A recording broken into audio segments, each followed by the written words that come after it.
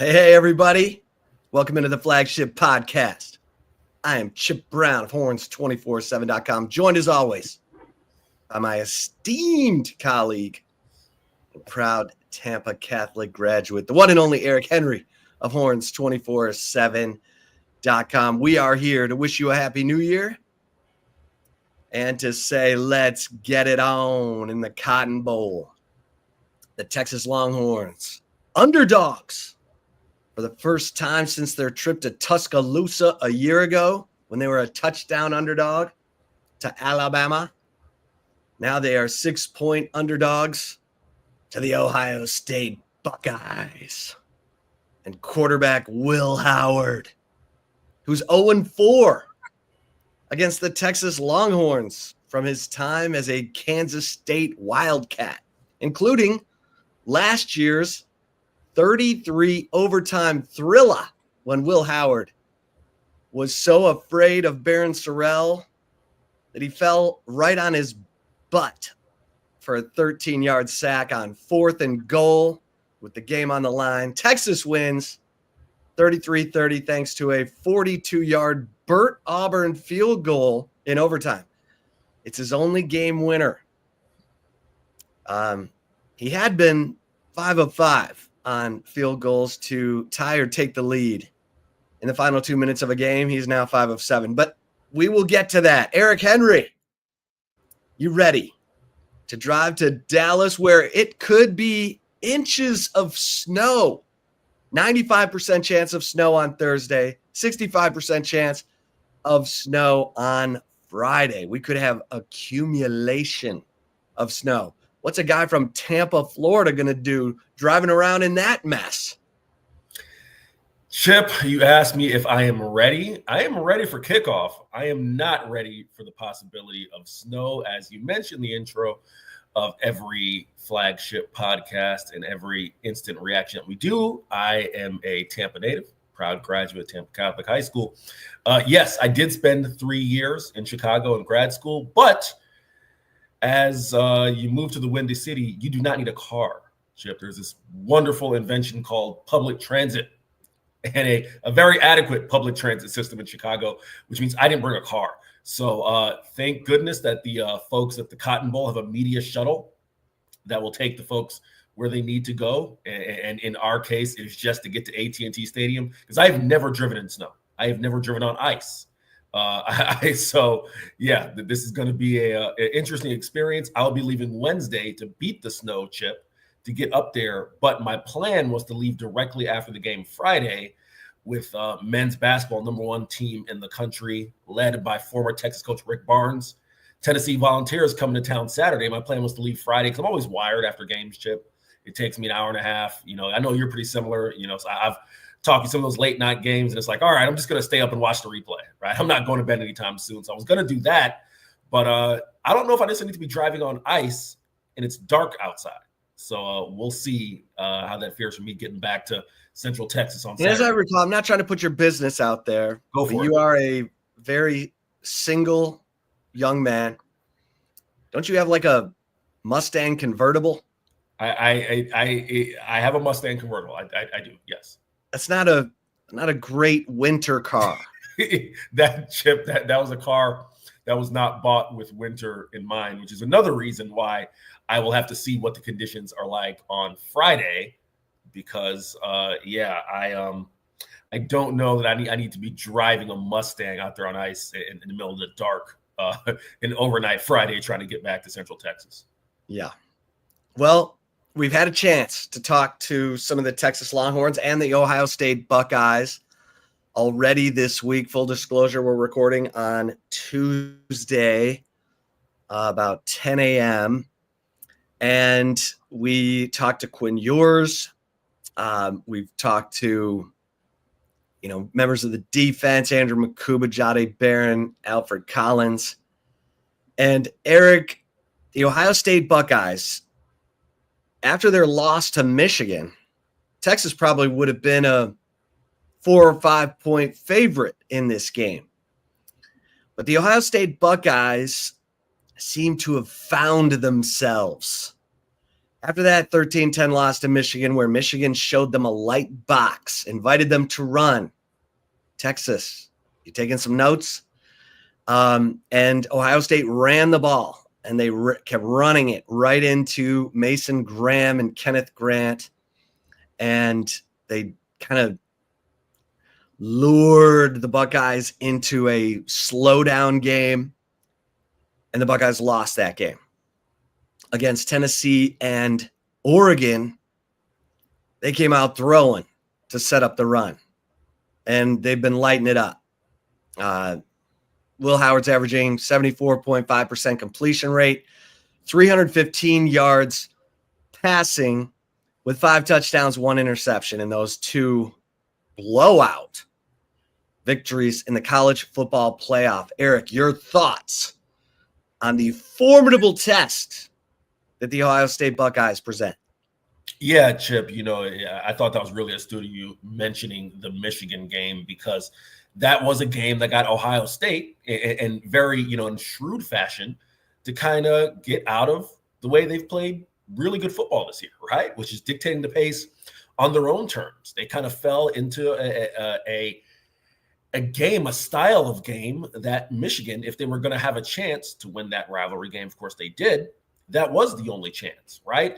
And listen, everyone, Texas is a better team than Michigan. There's no denying that, but styles make fights, Chip. This is a game, again, as you mentioned, probably want to see if you can get Ohio State to play that way again, play into the strength of this Texas defense, or one of the strengths, I should say, because this Texas defense certainly has strengths across the board. But let's let Alfred Collins, Vernon Broughton, Ethan Burke, Barron Sorrell, Trey Moore, the emerging Trey Moore, continues to play really good football over the last 6-7 weeks of game action for the Longhorns. Let those guys eat up front. And as you talked about in terms of just the test this is going to be for Texas's defense, I don't think there's any two ways about it. This is the most potent offense that Texas will have faced since Michael Penix and the Washington Huskies in the Sugar Bowl, Chip. When I wrote that piece, it just went out yesterday for horns247.com. It's up on the site right now. I think the natural pushback, Chip, and listen, this is more than fair, is no one's going to confuse Michael Penix Jr. And, I don't know where that performance ranked on your list of quarterback performances. It's pretty darn high up there for me in terms of quarterback performances that I've covered, right? And no one's going to confuse Michael Penix Jr. and Will Howard. However, Chip, and I'll pass it back to you on this, Jahdae Barron mentioned it during Texas's defensive player availability, media availability yesterday, that Will Howard, yes, he's Will Howard, gutsy kid, going to go out there, going to fight, but he certainly never had weapons like he's had around him at Ohio State, never had those type of weapons at Kansas State. That can't be ignored. We're not just talking about Jeremiah Smith, we're talking about Cardinal Tate. We're talking about Egbuka. Chip, I have practiced, and I knew I was going to screw it up on the fly. But Emeka Egbuka, hopefully I've got that Egbuka. Right. Thank you, Chip. And of course, the running backs. Number 2, yeah, of course, the running backs as well, Chip. So I'll pass it back to you on that, but that's the main storyline that I'm watching. Is this is going to be the most formidable test, Chip, for this defense.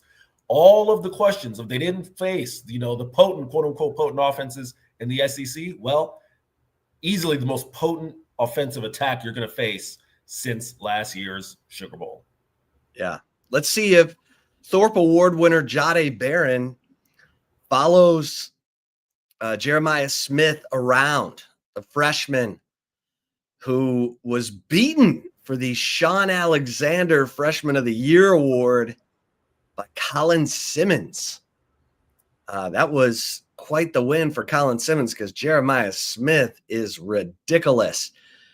Jeremiah Smith might be the number 1 pick in the NFL draft if he came out after this, his freshman year at Ohio State. The guy is manimal. He's got it right here in my notes. He's got 1,224 yards receiving, 14 touchdowns. Emeka Egbuka, 10 touchdowns. and 70 catches and 896 yards. So, yeah. And then Carnell Tate, 43 catches, 611 yards, 4 touchdowns. So they're loaded. I want to see if Jahdae Barron's going to follow Jeremiah Smith around, because no matter what, you've got to have safety help over the top of Jeremiah Smith. Or do you put Malik Muhammad? Do you just leave your corners on their respective sides and just make sure you have safety help over the top of Jeremiah Smith at every opportunity? But I'm serious, Eric, when I say Texas is probably good enough to play with a 6-man box and have both safeties over the top to dissuade the passing game and let Anthony Hill and, Leonga Lafau or David Benda chase everything down in the running game. And I'll be very surprised if Texas doesn't come out with that approach, because the one thing you cannot do is get beaten over the top like Oregon and Tennessee did. Both those teams went down early, and it put them in a tough spot when it comes to Ohio State's defense. Because if Ohio State has a lead, good heavens, it'll look a lot like the Georgia-Texas game on October 19th. Jack Sawyer, I just call him JT, Tuimuliape or Tulamuli Muau. He's been a monster. Jack Sawyer's a monster. This is going to be a really great chess match between teams with a ton of firepower. And obviously, we're waiting to see what Isaiah Bond can do. He's not done much, Eric. And he's easily one of the most explosive players for Texas. We do expect Cam Williams to play at right tackle in this game. He hasn't played since his injury against Clemson. But you got to think that Ohio State's going to put Jack Sawyer over him and try to rough him up.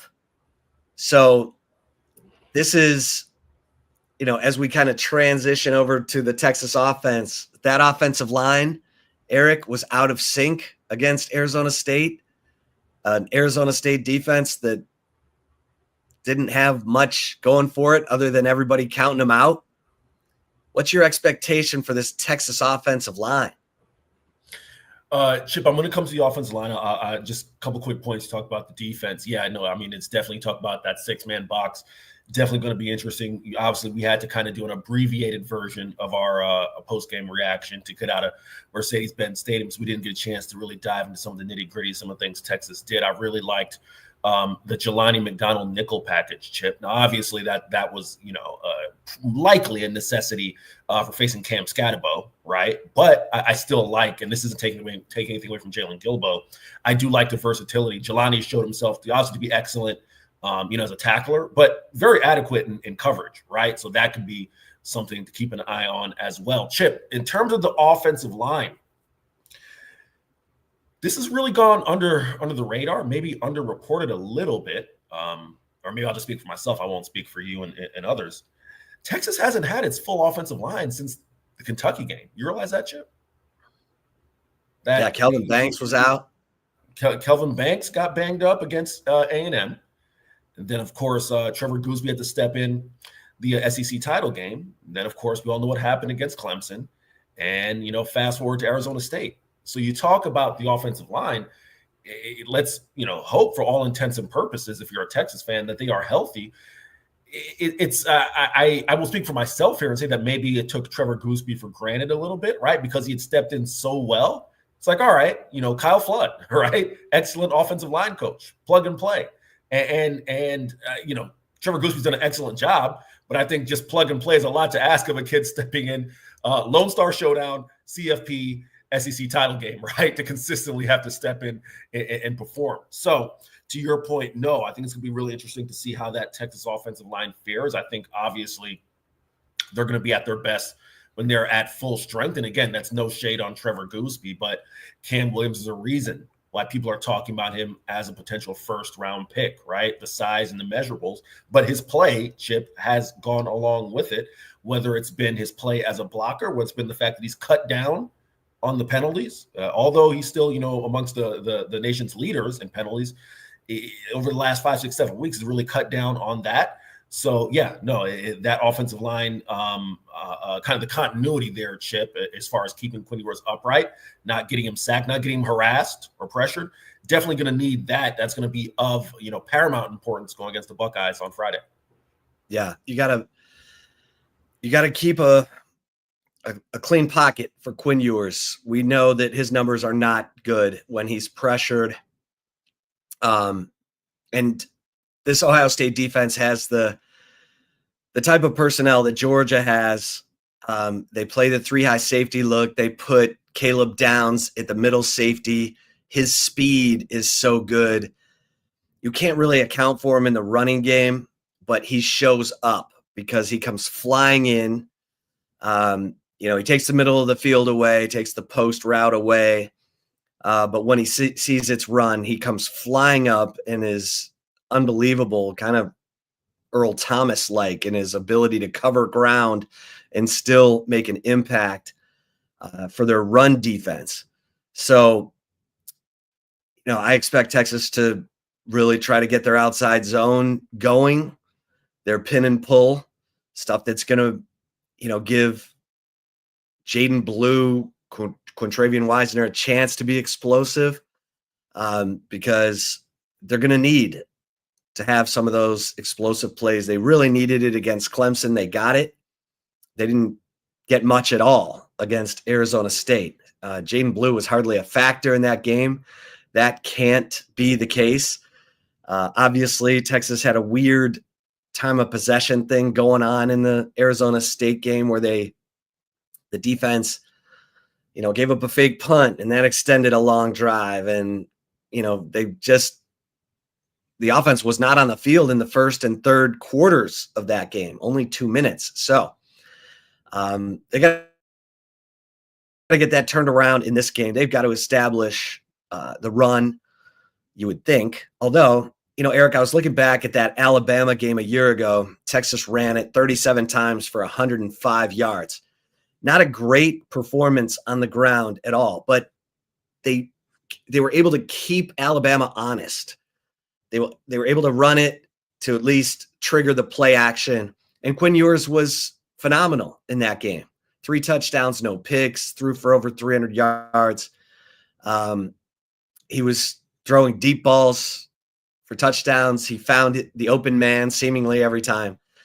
That's the kind of performance you're going to need from Quinn Ewers. And who knows, those last 3 throws he made against Arizona State, 4th and 13 for a 28-yard touchdown with the season on the line.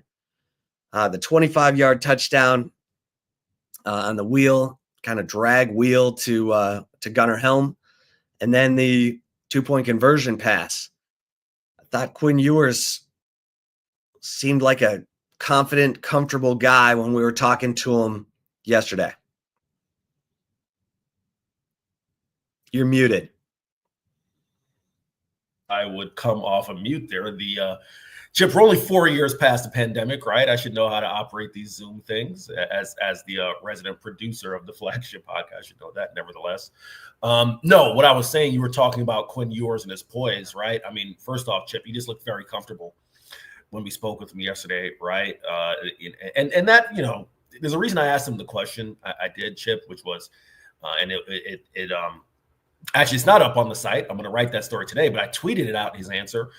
When I asked him, when we spoke with Matt Golden after the game, he said that, Quinn was that calming presence, right? Like we looked in the huddle and it's like, man, what are we going to do? And Quinn was just calm, saying, hey, we know this is what we came here for. This is what we want to be in the playoff, right? Let's go execute. Let's just go do us.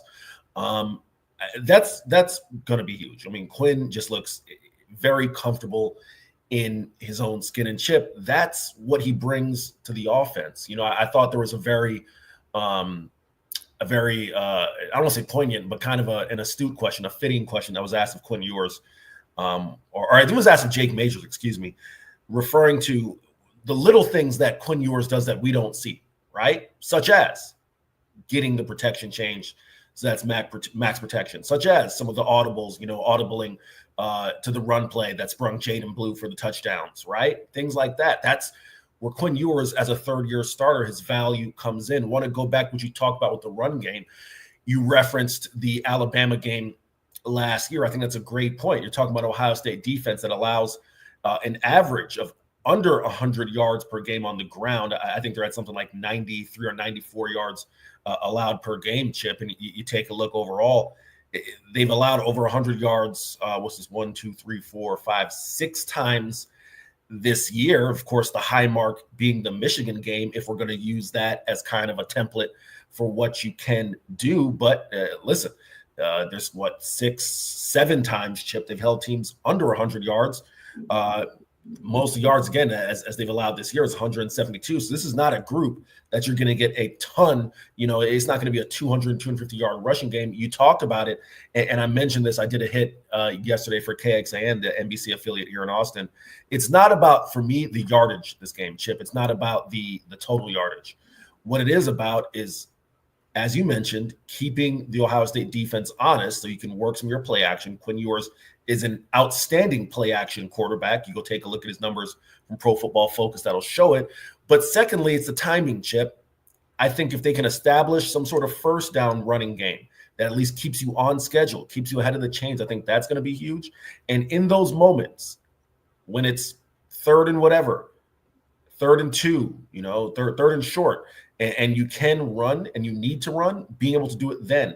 I'm not expecting, again, some 200-yard rushing performance, but being able to do it in those moments that at least does not make you one-dimensional, Chip. How many times have we heard Steve Sarkisian say, don't want to be one-dimensional, right? He uses one-dimensional where he's talking about the offense, talking about his team. You don't want to be one-dimensional. Well, that is the way that you don't end up one-dimensional. So, yeah, Chip, I completely agree with you.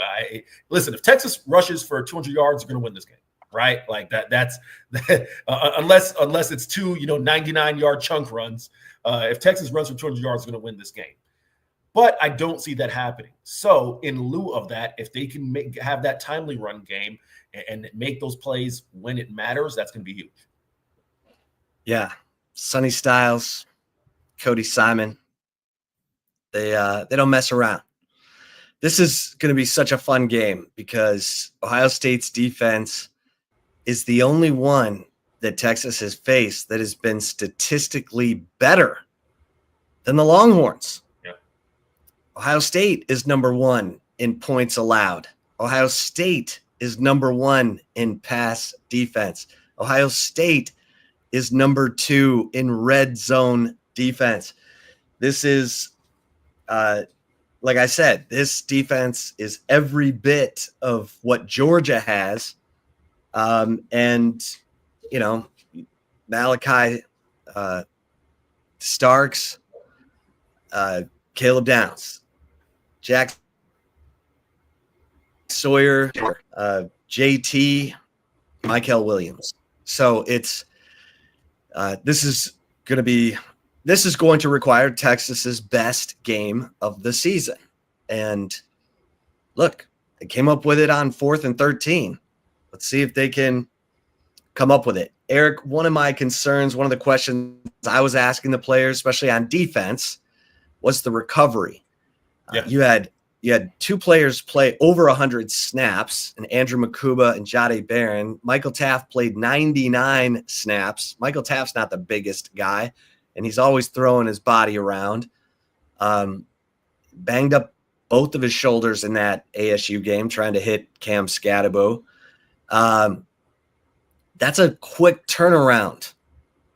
I mean, 10 days may seem like a lot, but it's not, especially when you come off a game where you've just played 100, 95, 97 snaps against a wild boar with jump cuts. Your thoughts on the ability to recover? Chip, I don't have the exact numbers in front of me. I should have taken it down before we started taping, but let's not underscore this. 80, 85, 90, 100 snaps. That's more or less 2 games worth of action. I mean, yes, you do have some games that you're going to go 60, 65 snaps, right? But for all intents and purposes, Chip, let's call it a game and 2/3, right? If you don't want to be exact and call it 2 games. That's a lot of football. And to your point, 10 days may seem like a lot of time, but you're talking about a game and a half. Here's the second thing I want to mention, and I've kind of hesitated on going to this point just yet. But I think especially coming off of that game where Texas's defense was on the field for so long, it was astute on your part to, really hammer home and write the piece. Chip, I understand that you have a lot of kids who are Texans on this roster and going through the Texas high school state playoffs, and they've played 13, 14, 15, 16 games before. Obviously, last year's team played 14 games. Chip, there is a difference. I don't think I'm speaking out of turn by saying no disrespect to 6A. I as someone who's been here 2 years, I should know the highest level of high school football here in Texas. I don't. I think it's 8A. There's a difference. 6A. Is it what's it, Chip? 6A. It's 6A. Okay. There's a difference between 15, 16 games, 6A high school football in Texas, and the SEC and then the college football playoff. These kids are hitting their wall, right? Their mental wall, their emotional wall, their physical wall. They are not NFL players just yet in terms of playing 17 games. This is uncharted territory for them. It's new territory for them. So I thought it was, like I said, astute on your part to come and ask the kids and really hammer home, like, hey, what's the recovery like, right? Like even Michael Taft, I think was the first player up who you asked. And he said, yeah, it's getting there. He said, if I had to suit up today, I would, because that guy would put his body on the line no matter what. But they said adrenaline would carry him. Adrenaline, right? Adrenaline would carry him through, not necessarily being physically there, right? So that is something to keep an eye on. Again, we're talking about a Texas defense that, as you mentioned, Chip, has spearheaded this team all year. Now, the hope, Chip, and I'm not trying to throw Steve Sarkisian's offense under the buses. Y'all didn't play a ton of snaps the other week. You guys ready to get off to a hot start? Because we could use a little rest. We could use a little time. Little complimentary football, right? Little complimentary football, right? So no, Chip, it's a very good point you raised there, because again, you can't underscore it enough. If you don't want to call it 2 games, let's call it a game and 2/3. That is a lot of football, Chip. Yeah, the numbers. So Andrew Makuba played 102 snaps, Jotty Barron 101, Taff 99, Anthony Hill Jr. 94, Malik Muhammad 86, Baron Sorrell 76, Trey Moore 73. You get the picture. Those are the guys who are going to have to be huge in this game against Ohio State. Eric, one area that we have to talk about is the special teams and Bert Auburn. Bert Auburn missed a 48-yarder and a 38-yarder in the final 2 minutes of the game. 38-yarder on the last play would have won the game in regulation and avoided Quinn Ewers becoming a cult hero on 4th and 13. But there's a lot of speculation about what's going on with Bert Auburn. Will Stone's getting reps. There's no question. He's kicking a lot of field goals this week. But it's my understanding that Bert Auburn will go out first, and if there's a field goal to be attempted, Bert Auburn would go out and attempt that field goal. And if he's looking good and confident, okay. If not, maybe there's a change. It's not so easy. Will Stone is a left-footed kicker. It kind of changes the battery of your field goal kicking unit. It's different for the holder. It's kind of tricky to be talking about, just get rid of Bert. Let's just go to Will. It's not that simple, and you don't want doubt any more than what's going on between the kicker's ears with the battery, right? It's funny because you stuck the landing there in my mind, Chip.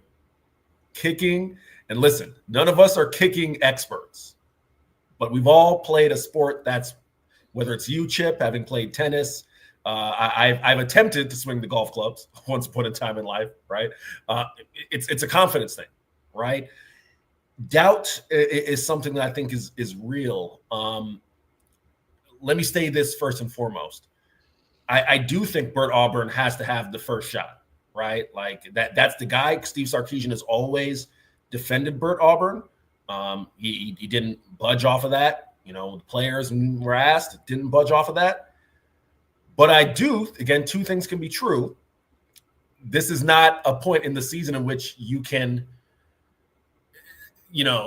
just keep sending Bert out there. Steve did that 10 days ago, right? Or what will be 10 days ago in the Peach Bowl, right? That was hey, Bert, you're my guy.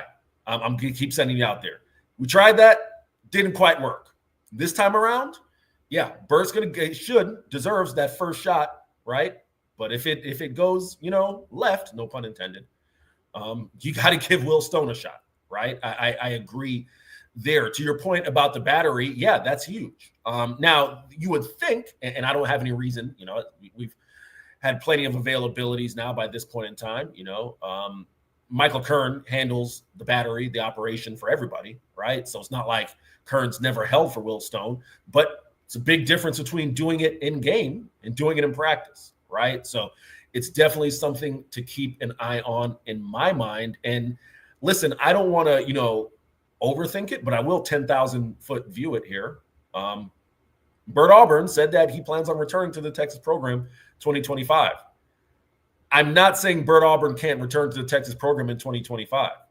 What I am saying is Bert Auburn is going to need to put some kicks through the uprights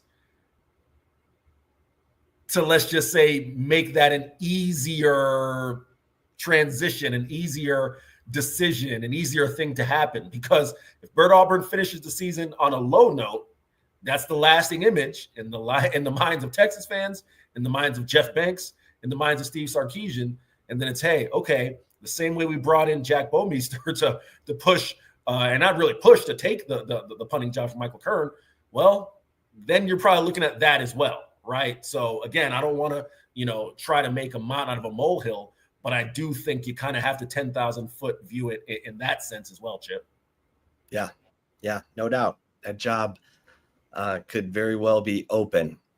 All right, Eric, as you look at some of the key figures for Texas in this game, how do you see it? Do you have a guy who absolutely has to come through on each side of the ball?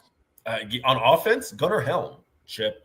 I have not had a chance to watch back. It's been busy trying to get back from Atlanta and then basketball and whatnot. I've not had a chance to I've watched the first quarter and a half of the Peach Bowl. I haven't had a chance to fully assess why Gunnar Helm didn't exactly get involved earlier in the game. The fact of the matter is he has to get involved earlier in the game, Chip. Gunnar Helm is a safety blanket. I wrote this 2 weeks ago, right? That Gunnar Helm has been that guy over the short and intermediate of the field, that quarterback's best friend, right? You just get the ball to him, whether it's screens or those, the little shallow plays. So Gunnar Helm is that guy I think you got to get involved, no doubt. And Chip, we're past the point of Gunnar Helm being a secondary option, a supplemental piece in the offense. No, Gunnar Helm is like a 1A right there with Matt Golden, right? As far as getting him involved. So it's not he's a nice piece of, no, you got to get him involved earlier in the game. That's one on offense. The other piece on defense that I'm keeping an eye on is Manny Muhammad. Chip, this is life being the second cornerback opposite of the star, right? You covered the Cowboys. You've seen, back when it was Deion Sanders and some of the great cornerbacks, right? This is life opposite of the star corner. You're going to be the guy who teams are going to go at. And no one's expecting Manny Muhammad to be perfect. These are really, really good Ohio State receivers. He just needs to be able to hold up his end of the bargain as best he can adequately when he is tested. And it's not to say that Manny hasn't. However, this can't be the game where it's, okay, we're going to go away from Jahdae Barron, and then all of a sudden, Chip, that guy goes for $150, $175, and kind of similarly, Chip, if I may say, to the Sugar Bowl last year, right? So that is something you have to keep an eye on for sure. Yeah. I mean, you mentioned Michael Penix, who put on absolute clinic last year in delivering balls all over the field against Texas. He did not have the same success against Michigan a week later. But this is the type of offense that could put on that same kind of show because of the receivers who are in play here. So, Manny Muhammad left the game and went straight to the locker room in the Peach Bowl. He came back. He didn't look the same though, Eric. He got twisted around on the floater 4th and 2 touchdown pass that Cam Scadaboo threw. I mean, that thing was a duck. Manny Muhammad was like, I can't see the ball. I don't know where the ball is. That was a tough sequence for the Texas defense right there. So absolutely, Ohio State's going after number 5 when they see him out there. And he's got to be ready. And if he's not, then Gavin Holmes, who next man up, whoever, however they're going to shuffle it. But, you mentioned Jelani McDonald earlier, and Jelani McDonald is making a move right now. That guy's in the right place at the right time, and he hammers people. So that'll be interesting. How much, because I look at the snaps, and Jelani McDonald had 67 snaps in the Peach Bowl, and Jalen Gilbo had 31. So don't be surprised to see that again, because Jelani McDonald graded out pretty well, and he's a playmaker. We've seen him make a diving interception. He's, he can knock the ball loose.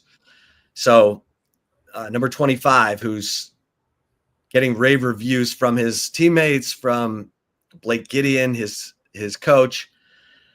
They are so excited about Jelani McDonald. So that's a nice little nuance to include in this, because you want to make those receivers pay if they're coming across your face. So let's see how that looks. And Jahdae Barron, what an opportunity for him to, he's won the Thorpe Award. He wants to keep elevating his stock, make some plays in this game. That'll do it. No doubt about that, Chip. Sorry, there's a little bit of delay there. I got to figure out again what's going on with this lag. I think it's just on my end. Hopefully the audience isn't being affected by that at all. To talk about your point on Jelani, yeah, that's why I thought it's interesting, Chip. Again, this isn't taking anything away from Jalen Gilbo. I think Jelani McDonald has shown, first off, of course he's better in the run fit, right? Probably a better tackler as well, more physical guy. But he's shown himself to be adequate in coverage, more than adequate, right? In terms of someone that you can really be versatile with. So yeah, that is huge. You talk about making those receivers pay if they come across the middle. And also, Chip, I think that gives you, listen, if you're not going to get beat over the top, you're going to go a measure or 2 high safety. I mean, that I don't think is, I don't think that's groundbreaking there, right? But with Jelani McDonald kind of involved as that star, that gives you some versatility. There were a handful of times where you almost looked like you saw a 3 high safety look. Of course, and then you'd get some pre-snap motion, and then that would set the defense. Jelani would kind of set in his role, or Taft would kind of move over in his role as a safety, right? But that gives you a measure of versatility as well. So that is something that is interesting. Chip, I'm going to give you an opportunity to answer a question here. I think it's interesting. It's a reasonable question here from the Green Lantern, who asks, I've always wondered why we don't move the pocket since Quinn Ewers is a standing target. Is it a Sark thing? He doesn't like it. Quinn doesn't pass well on the move. What do you guys think? Chip, I'm going to pass it off to you only because, I've covered Texas 2 years. 2 years has been Quinn Ewers. You covered Texas when Casey Thompson, right, was a quarterback. Did they move the pocket more? Or just I'll let you answer that question any direction you want. Yeah, that's not a Sark thing. And, pro style, form that pocket. And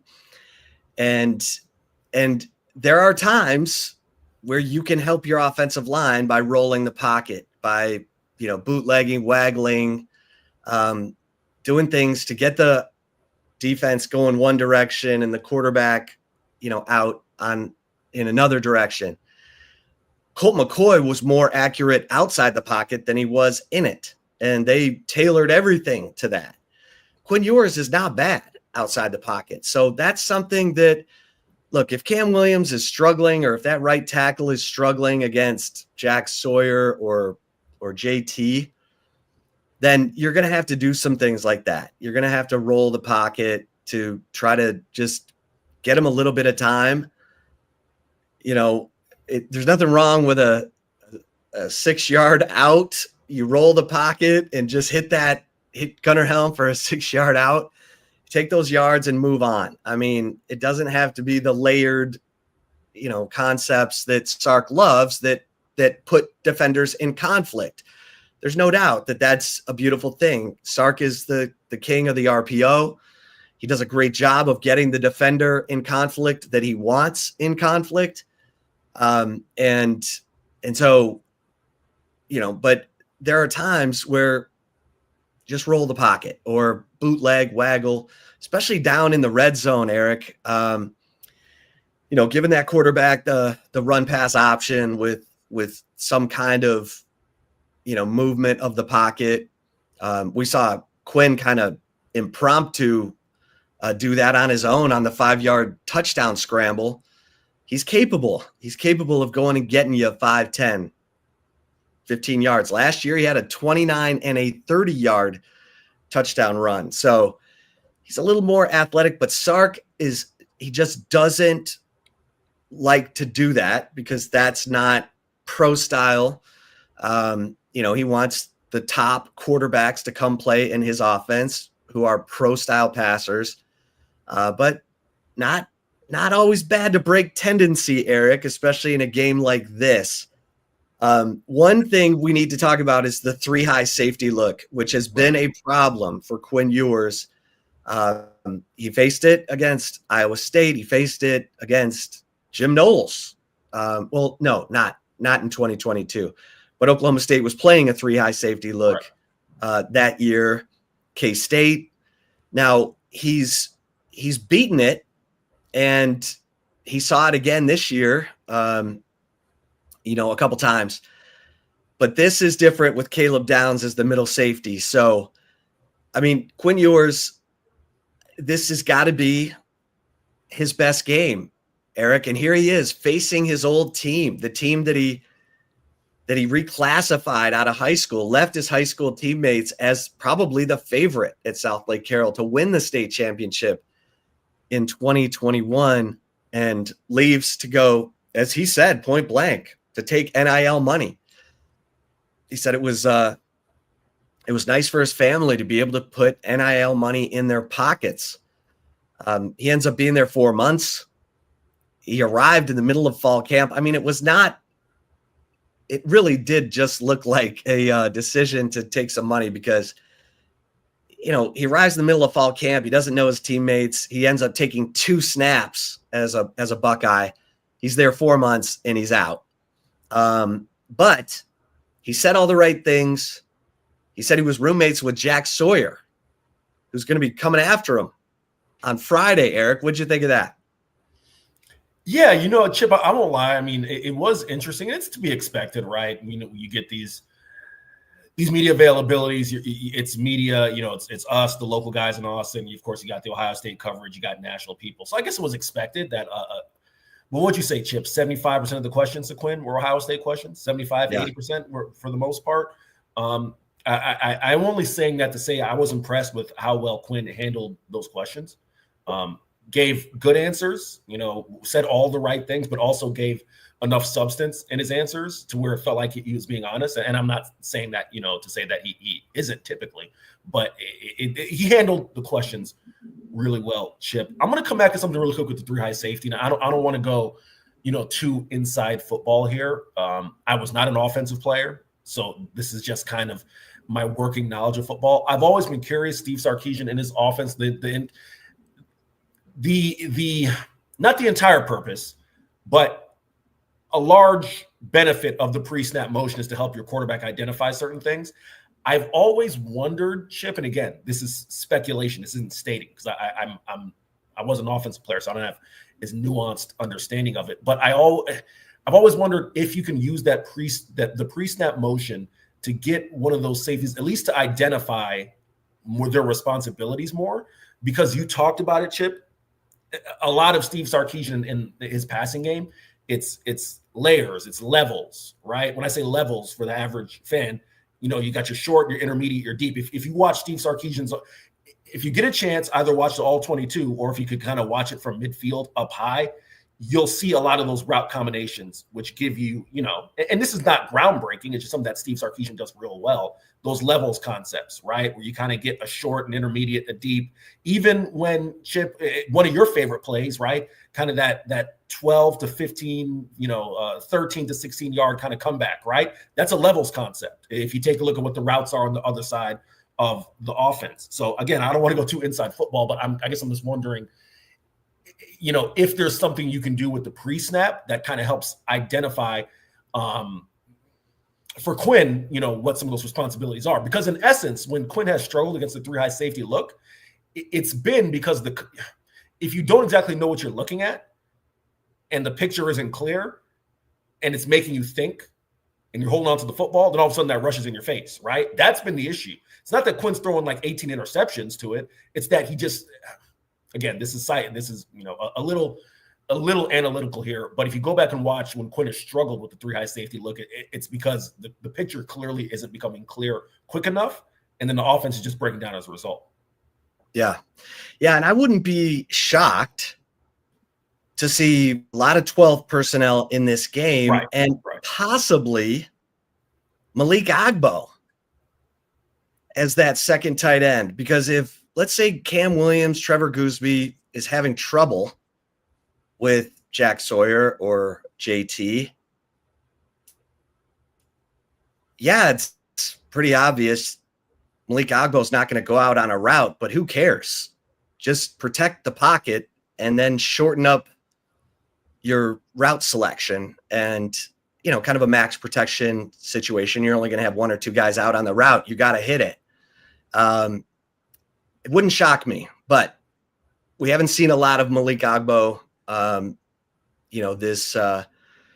this season. And the one thing we did see was Georgia just devour the right side of Texas's offensive line.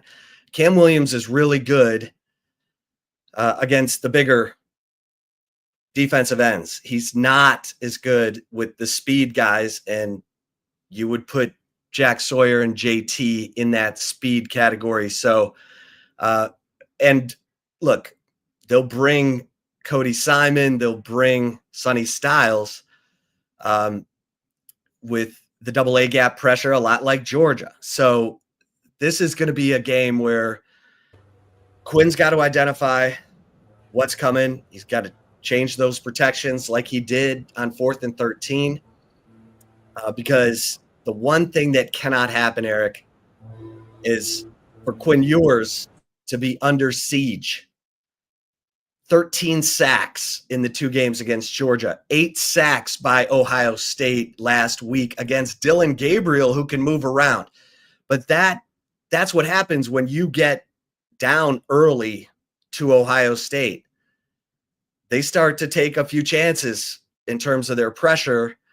And next thing you know, you're running for your life. You're getting, you're behind the sticks over and over and over again. That absolutely cannot happen. Everyone's talked about Texas has to get off to its customary quick start.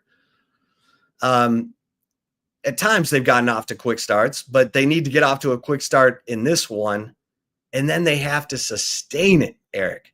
But first things first, just got to get off to that quick start. Your thoughts on that? No, I agree with you. What we saw was Quinn Ewers, I think, went 8 of 10, something to that effect, early in the Peach Bowl. You talked about getting off to the quick start. That certainly is huge. I think you've done a great job laying that out. I'm going to go to sustaining it because I've talked ad nauseum. I think one of the biggest matchups to watch is Texas versus the third quarter, right? If Texas either has a lead or the game is close, right? Like it was SEC championship, the third quarter cannot be their kryptonite. Against Arizona State, that was Arizona State ran something like 21, 24 plays. At Texas's 6, Texas's 8, something like that. 21 plays to 6. Yeah. There you go, right? And that was the same formula that got Georgia back in the game when Georgia went 10 points to Texas's goose egg in the third quarter of the SEC title game. It was the 5 points to Texas's 0 in the Peach Bowl that kind of paved the way as far as momentum for Arizona State to get back in the game. So no, what you said with Quinn getting off to a quick start, I mean, that's huge because you can't fall behind 21-0, but also the third quarter cannot be the quarter where things unravel for the offense, specifying the offense, because quite frankly, it ain't been the defense, Chip. Yeah. No, it's been really strange that Texas comes up lame in the third quarter. All right, Eric, we are continuing our preview of the Cotton Bowl, Texas and Ohio State. You ready for some take it or leave it? I am ready, Chip. All right, let's get to it.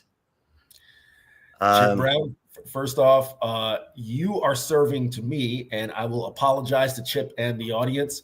I'm a little bit out of rhythm from the Flagship podcast. I completely forgot to take down last week's take it or leave it. So I'll have to have that update the next time we tape, because usually I just go back and watch last episode, or I keep them plugged in. And I completely forgot to do that before unplugging them for this one. What I do know is that Chip Brown had a 1 point advantage heading into last week. So we'll be back with an update. That is on me as the producer of the show. I apologize. But Chip, take it or leave it, number 1. It is all you, sir. Okay. Texas rushes for 100 yards against the Ohio State Buckeyes on Friday. Take it or leave it, Eric. Chip, I am leaving this one. This is a Texas team that has struggled to find consistency in the run game. Ohio State has been one of the nation's best teams against the run. I think the Longhorns will be able to at least find some timely runs, with establishing things on first down or maybe a couple third down conversions. But I cannot see them getting over 100, especially. I do think Ohio State's defense will get to Quinn Ewers, and that will affect the overall yardage as well. Chip, what says you? I'm going to take this. I think Texas does run for right at 100 yards. I mean, literally like 102, 103 as a team, because I think they're certainly capable, and this is Steve Sarkisian's moment. Well, Jaden Blue's got to be part of this equation. I know he had the fumble. Ball went out of bounds against Arizona State. Crazy how many times Texas has fumbled. Okay. Take it or leave it, number 2. Take it or leave it, number 2, Chip. Trey Moore makes at least 1 play behind the line of scrimmage, tackle or sack. Chip, take it or leave it. I'm taking it. Trey Moore, he's come on like crazy. I've written about it ever since that third down pass breakup against Vanderbilt, when Vanderbilt was trying to come off their own goal line. It just ignited this confidence, this surge of confidence. He's now made a play behind the line, I think, in 7 of the last 8 games, including strip sacks, big time strip sacks. Marcel Reed, Carson Beck. So I'm going to take this, Eric. What say you? I am taking it as well. I do think Trey Moore, when we spoke with him, Chip after the game, Trey, was you can see the confidence. Just really, Trey, for those of you who have not had a chance to meet him or talk with him, real humble kid, like super humble guy, always about the teammates, doesn't make it about himself.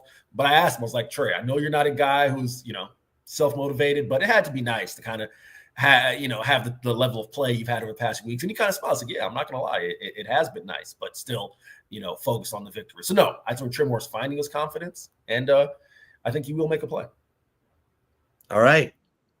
Take it or leave it, number 3. Take it or leave it, number 3. Chip Brown, you're up.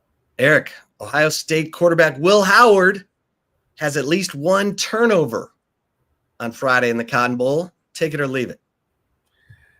I'm going to address this real quick. Stan's dad, EH no hat. Shout out to my bald-headed brother. I'm not ashamed to be bald. It's just, sometimes the hat keeps you warm. That's all. I forgot to address that real quick. Will Howard has at least one turnover. Take it or leave it. No, I am taking it, Chip. This Texas defense has forced multiple turnovers throughout the season. I do think Will Howard will give them one, whether that is a strip sack fumble, whether that is an interception. I do think there will be one Will Howard turnover. What says you? Yeah, I'm going to take this as well. He had one interception and one strip sack fumble in last year's K-State game against Texas. I think they can shake him down for at least one turnover. So I will take that. Eric, you got a gut feel right now? I'm not asking you for a prediction, but you leaning one way or the other? I am leaning towards this game being closer than I think people believe it will be. I think, Chip, at the end of the day, this is Steve Sarkisian's moment just as much as it is Quinn Ewers, everyone else's, right? Steve Sarkisian wants to be considered amongst the upper echelon coaches in college football. It's his opportunity to game plan, to come up with a way that this game, either Texas ends up on the right side of the score if you're a Longhorn fan, or keep it close. That is what where my gut leans, Chip. Yeah, I think we're going to have a thriller on Friday. I'm kind of getting some Texas USC vibes. It's that kind of firepower on both sides. I think Ohio State's defense probably a little better than USC's defense in 2005, however, unfortunately for Texas fans. But I think it's going to be a thriller, and hopefully the weather will not play too much of a role in terms of fans. Although, Eric, I thought it was interesting in talking to Patrick Murphy of Bucknuts, our Ohio State site on the 24/7 Sports Network. He said that their ticket demand was super high for the Rose Bowl, and that he's not sure how the ticket demand is for the Cotton Bowl amongst Ohio State fans, who might now be thinking, well, I'm going to wait and see if they're in Atlanta, which is kind of what Texas fans, their approach was to the Peach Bowl. They'd just gone to Atlanta for the SEC championship. They all claimed tickets for the Cotton Bowl because it's right here in the great state of Texas. So I do expect Texas to have a decent fan advantage inside AT&T Stadium. But again, hopefully the weather, 95% chance of snow on Thursday, 65% chance of snow on Friday. Hopefully it doesn't mess with people's ability to get to the game. I know there's been some talk of, could they move the game? There's no plan to move the game, to delay the game. Not right now. So it's all systems go for this game to be played on Friday at 6:30 at the Cotton Bowl. And of course, Eric and I will have a post-game recap right here on the Flagship podcast. So be watching out for us. We'll be back right after the game. Eric, any closing thoughts that we left out here? Nah, I think we got it pretty well covered, Chip. All right. Well, then for Eric Henry, I am Chip Brown. We'll see you over at horns247.com. Until the next Flagship podcast recap after the Cotton Bowl, stay safe and keep the faith.